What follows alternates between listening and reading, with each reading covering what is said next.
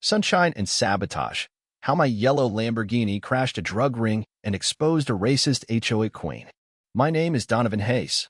I'm 35, self-made, and mostly mind my business, unless you consider driving an offensively yellow Lamborghini Urus through a perfectly beige neighborhood an act of rebellion.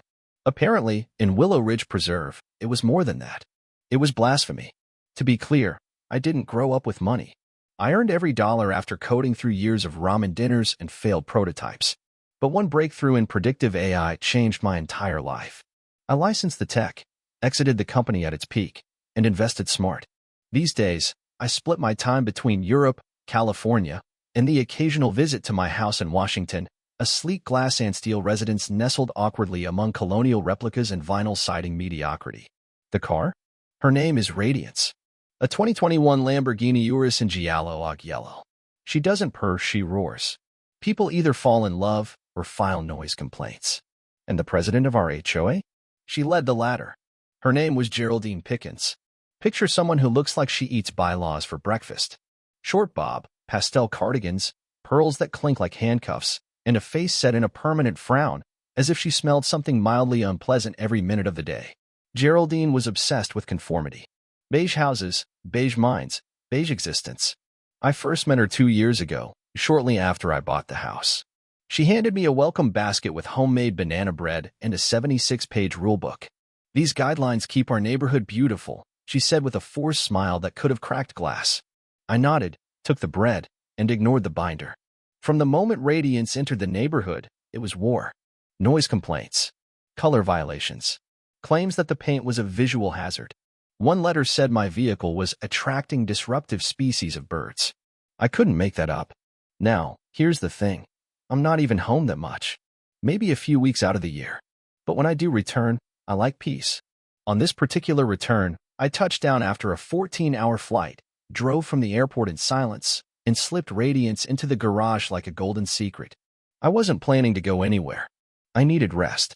The next morning, just as I was sipping lemon water, I caught movement outside my floor-to-ceiling window. I blinked. There was Geraldine Pickens, in broad daylight, wielding bolt cutters. At my garage. "Excuse me," I said, stepping onto the front porch in a robe. She jumped. And when I say jumped, I mean she nearly somersaulted backward into my hedges. "Mr. Hayes," she stammered, bolt cutters clutched like a toddler holding a forbidden cookie.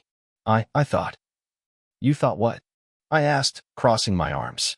That my garage needed liberating? There have been suspicious activities, she said, flushing. Cars coming and going. Loud music. Packages. And then there's that. She gestured vaguely toward the garage.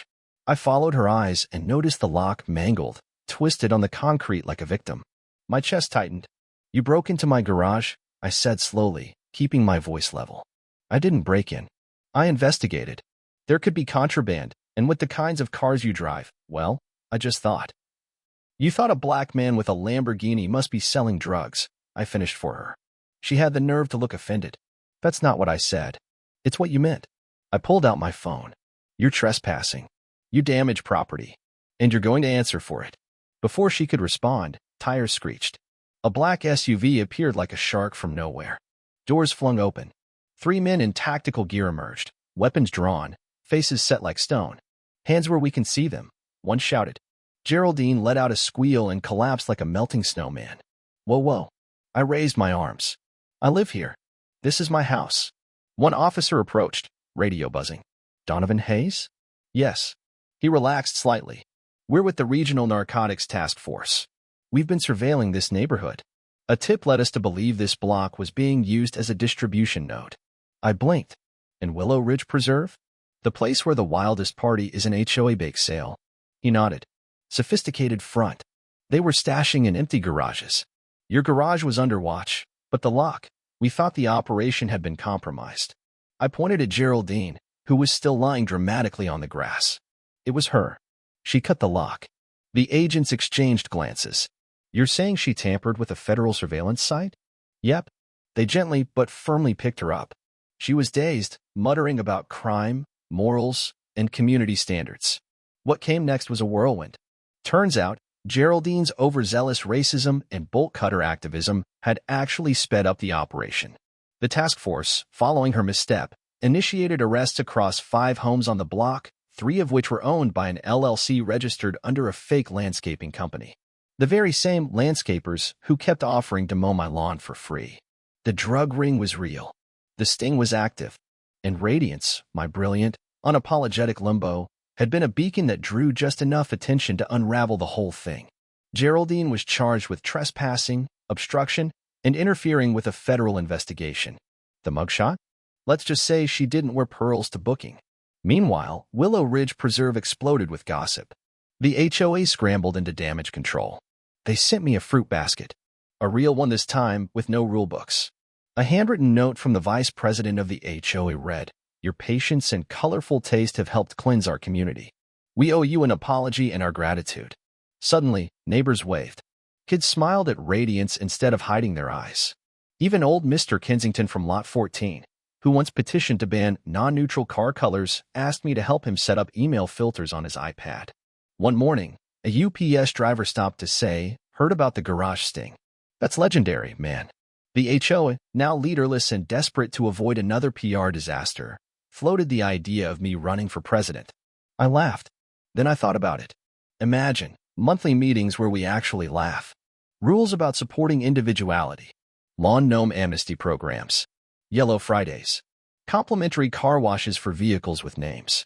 I handed them a list of demands. Revoke all HOA color restrictions, install motion sensor lighting for security, rewrite bylaws to prohibit racial profiling, and, of course, establish a Celebrate Your Neighbor's Ride Day, with prizes.